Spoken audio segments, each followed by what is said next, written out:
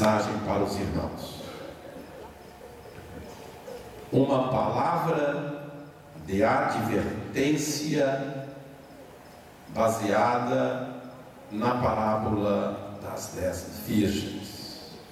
A parábola das 10 virgens se encontra no livro de Mateus, no capítulo 25, do versículo 1 em diante, o que vamos ler neste momento. Então o reino dos céus será semelhante a 10 virgens que, tomando as suas lâmpadas, saíram ao encontro do esposo. E 5 delas eram prudentes, e 5 loucas. As loucas, tomando as suas lâmpadas, não levaram azeite consigo, mas as prudentes levaram azeite em suas vasilhas com suas lâmpadas.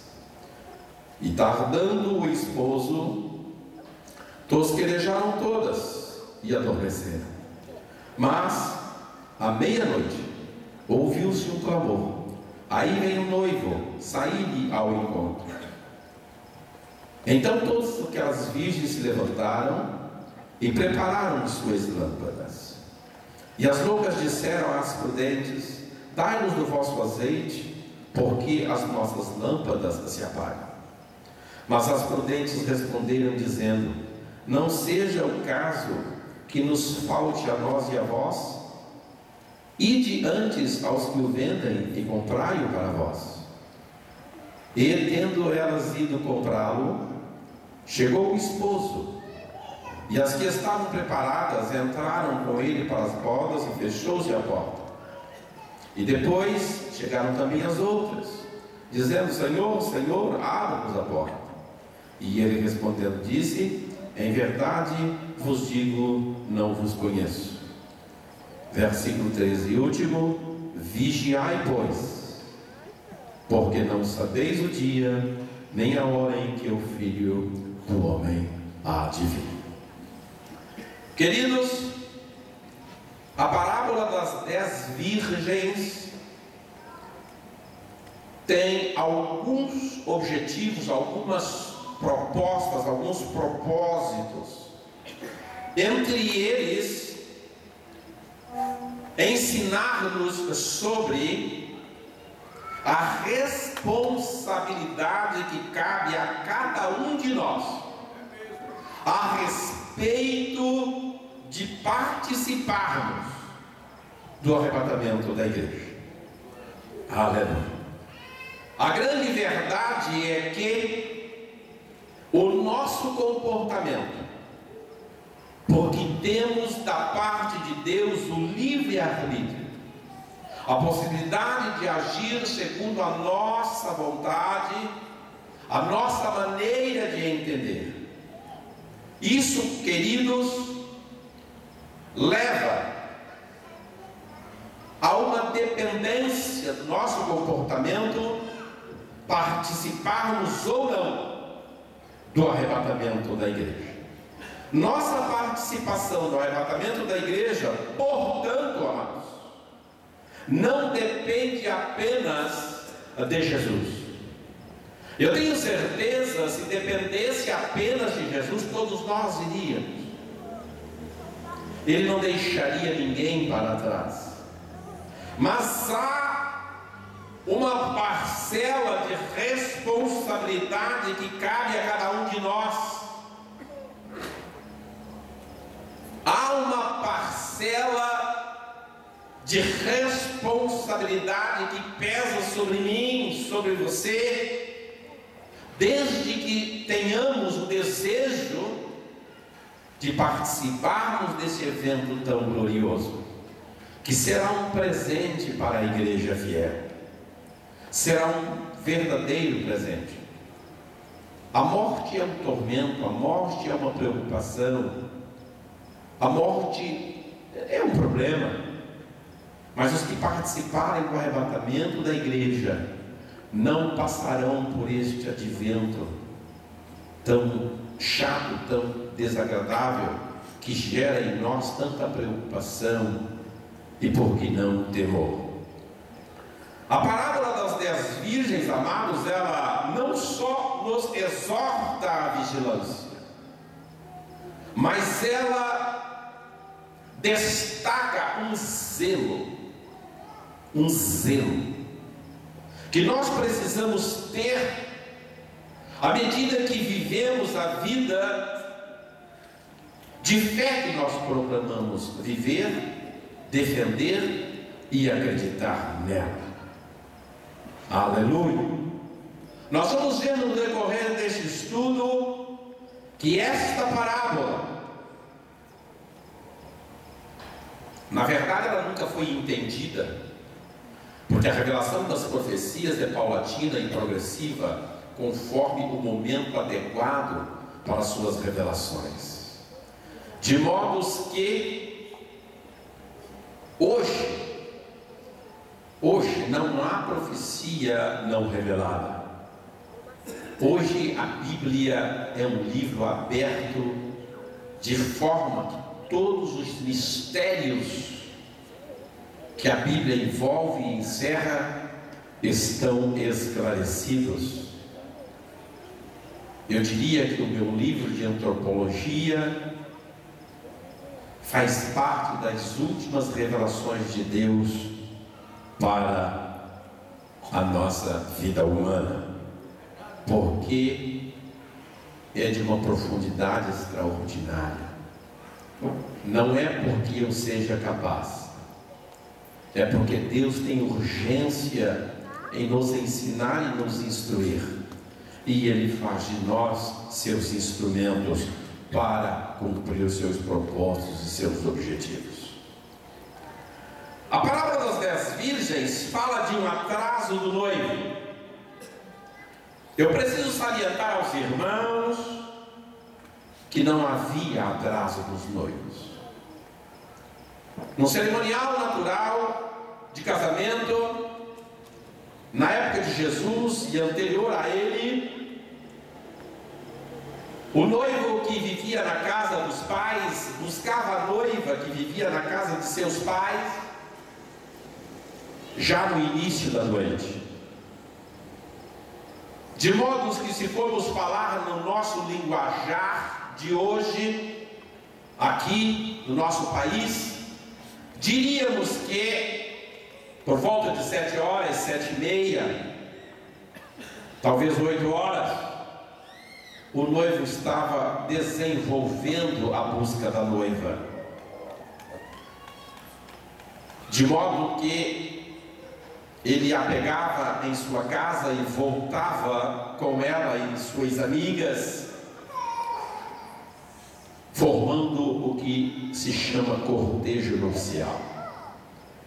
Supondo que houvesse atraso, querido, supondo que houvesse aqueles noivos mais atrasados, envolvidos em atrasos, não chegaria 9 horas da noite. Não chegaria 9 horas da noite, de acordo com os hábitos e costumes daquela época. Então, amados, como não havia atrasos, aquelas virgens cumpriam rigorosamente todas as necessidades e exigências adequadas ao fenômeno, ao processo, ao evento. Porque se um noivo, por mais atrasado que fosse, não passava das 9 horas, suas lamparinas estiveram acesas até a meia-noite. Portanto, nós começamos a aprender desta parábola que aquelas virgens, numa linguagem para nós desta noite, eram crentes normais,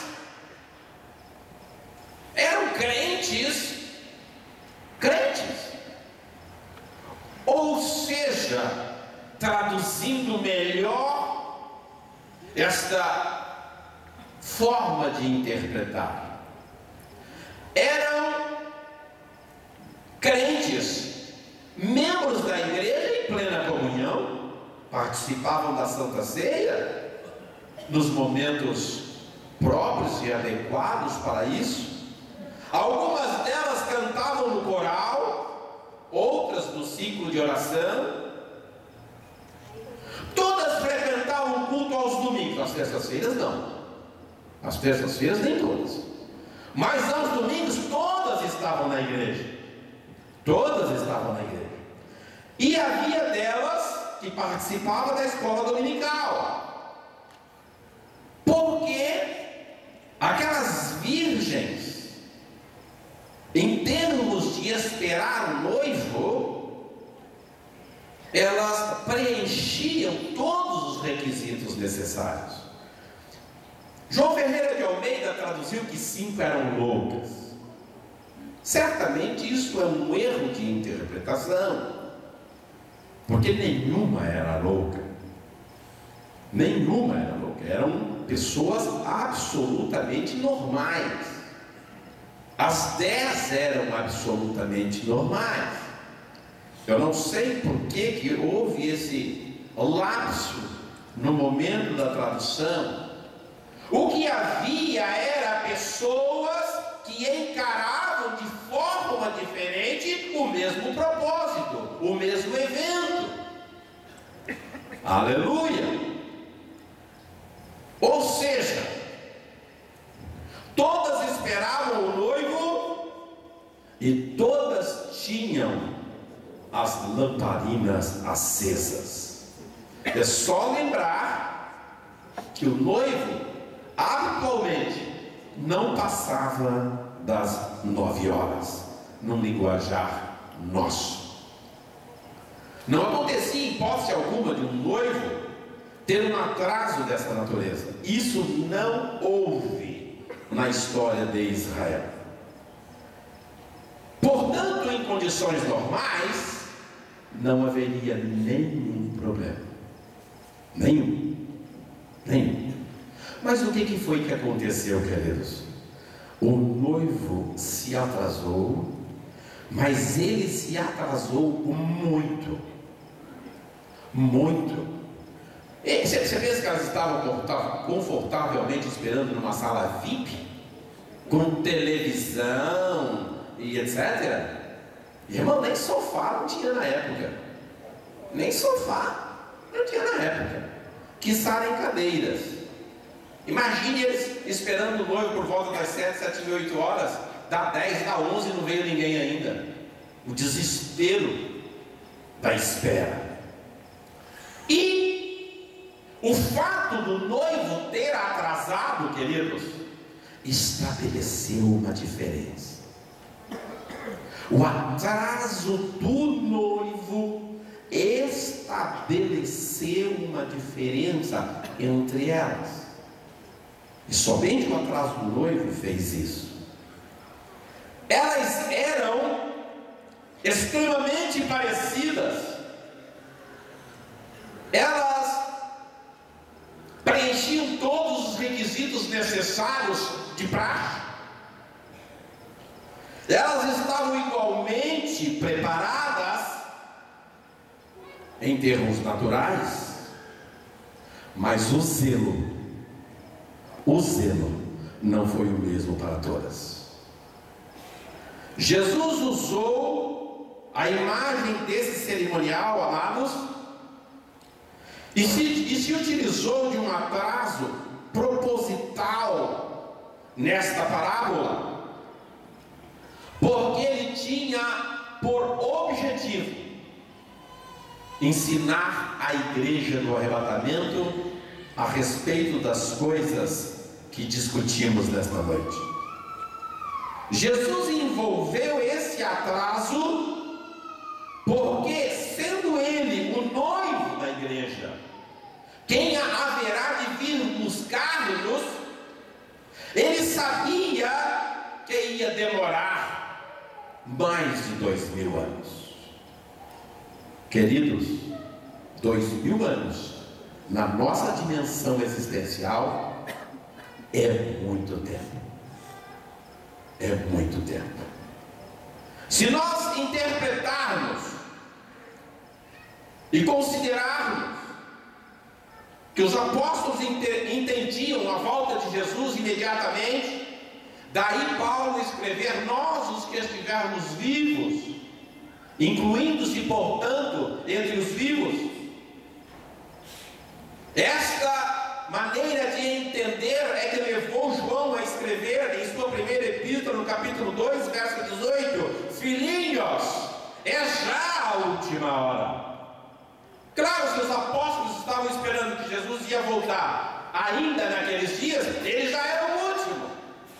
E ele já estava naquela situação avançada de idade, é a última hora. Queridos, se lermos Atos capítulo 2, do versículo 42 ao 45, nós vamos entender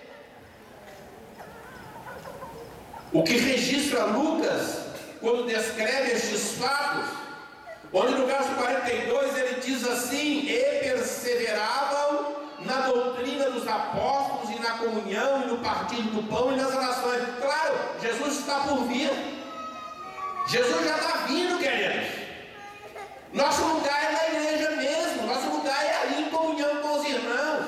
Nosso lugar é com o joelho dobrado mesmo. Jesus está por vir. E agora muito mais, porque todos os apóstolos já morreram, só está o João aí. Portanto, é questão de dias. Aí no verso 43 ele escreve assim: e em toda a alma havia temor, e muitas maravilhas e sinais se faziam pelos apóstolos.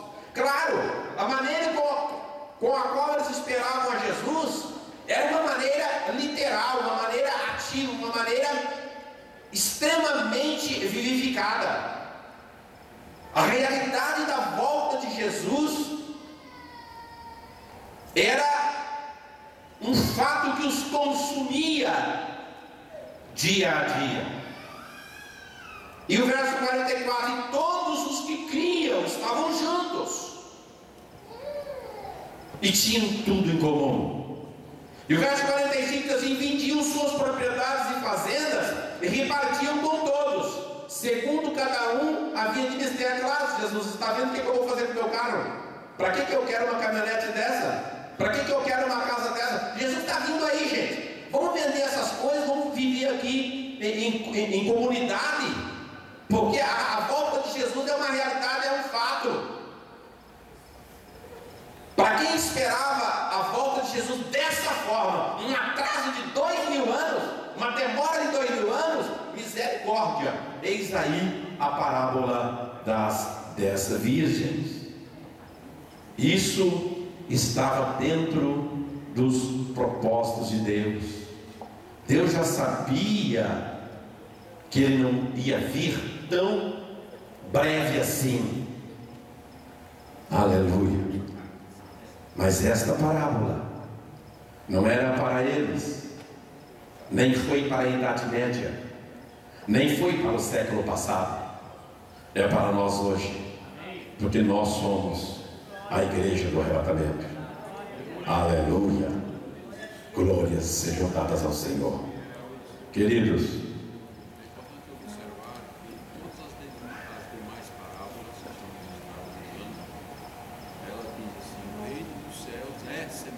sim. Mas na parábola das 10 virgens está escrito: o reino do céu será semelhante. Será, exatamente. A observação do pastor é interessante. Queridos,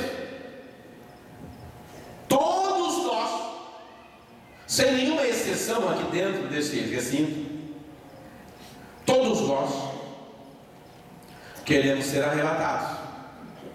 O fato de estarmos aqui reflete esse cuidado, esta preocupação. Ninguém de nós queremos ficar. Todos nós estamos esperando a volta de Jesus. Embora já haja igrejas evangélicas, Assembleia de Deus, que não pregam mais o arrebatamento, e há aquelas que não estão acreditando mais nisso, nós ainda somos a igreja evangélica Assembleia de Deus, que guarda os bons princípios. E por isso nós acreditamos, cremos no arrebatamento da igreja. E estamos lutando para que Jesus, ao vir buscar o seu povo, nos leve juntamente consigo. Todos Todos nós temos certeza da nossa salvação, todos nós, todos nós, todos nós. Mas a grande questão, amados, a grande questão, o grande problema é: estamos todos nós devidamente preparados? Como está o nosso relacionamento com Deus? Como está o nosso relacionamento com Jesus, o dono desta igreja? Como está o nosso relacionamento entre nós mesmos, como igreja? Como está o nosso relacionamento com o nosso irmão, a quem dizemos amar, e até oramos para que o Senhor o abençoe, para que o Senhor lhe dê graça e o guarde, para que participe do arrebatamento juntamente com a gente. Queridos, como que o nosso pastor nos vê a nós dentro da igreja em termos de comportamento? O que diria o nosso pastor de nós mesmos se ele fosse falar a nosso respeito para alguém? Se pedirmos uma carta de mudança diretamente ao nosso pastor, qual seria a sua emoção? Qual seria? Uma sensação de tristeza por perder-nos, ou uma sensação de alegria por se ver livre de nós? Estas coisas, queridos, pode servir de indicador se vamos ou não participar do arrebatamento, porque existe uma parcela que cabe a nós, a fim de que venhamos ou não participarmos desse evento glorioso. Tito, quando escreve sua epístola no capítulo 2, no versículo 14, ele diz assim: Jesus deu-se a si mesmo por nós, para nos remir de toda iniquidade. Mas não foi só isso, amados. Diz-nos Tito, quando escreve esse versículo: e purificar para si um povo seu, especial e zeloso de boas obras. Jesus vem buscar quem já é dele, um povo seu, um povo que é dele. Jesus vem buscar um povo que já pertence a ele. Querido, você pertence a Jesus? Você já entregou a sua vida a Jesus? Se você não entregou a sua vida a Jesus, e você está esperando o arrebatamento, crendo no arrebatamento, você está fazendo isso em vão. Você está perdendo o seu tempo. Você vai se decepcionar, porque Jesus vem buscar um povo especial. Especial. Ele não vem buscar bagulho. É por isso que ele vem como ladrão. Ladrão não leva porcaria. Ladrão não leva o que não tem valor. Ladrão não leva lixo. Ele joga para fora, se espera na cabeça. Mas o que tem valor, isso ele pega, isso ele leva. É por isso que ele vem como ladrão. Aleluia. Ele não vem buscar crente caloteiro.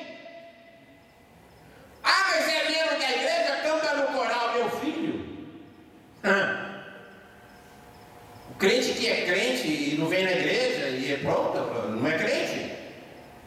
Crente que é crente frequenta a igreja direitinho. Agora não pode ser caloteiro. Não pode ser caloteiro. Esse negócio de comprar, prometer, mas não cumprir, está fora desse esquema glorioso. Está fora. Está fora.